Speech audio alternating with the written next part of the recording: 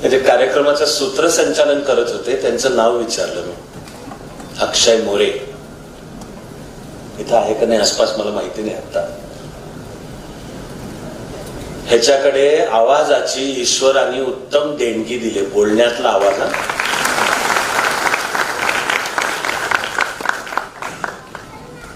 माझ्याकडे चाणक्य मंडलमध्ये पहिल्या तासाला माझाच असतो आणि पहिलं काम, अर्थात पहिलं काम असतं ध्यान शिकणे, ध्यान, मेडिटेशन.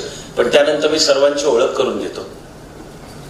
तसं प्रत्येक विद्यार्थ्यांनी वर्गातलं जे व्यासपीठ आहे त्यावर यायचं, माईक असतो त्याला, आणि ओळख करून द्यायची. तर मला 1 वर्ष लक्षात आहे की एक मुलगा फक्त बोलला, त्याचं नाव त्यांनी सांगितलं आणि मी त्याच्याकडे वळून म्हणलो की तुला कळलेलं आहे का नाही मला माहिती नाही, मी सांगण्याचं काम करतोय की तुझ्याकडे आवाजाची देणगी आहे उत्तम. आता तुझं काम आहे त्याची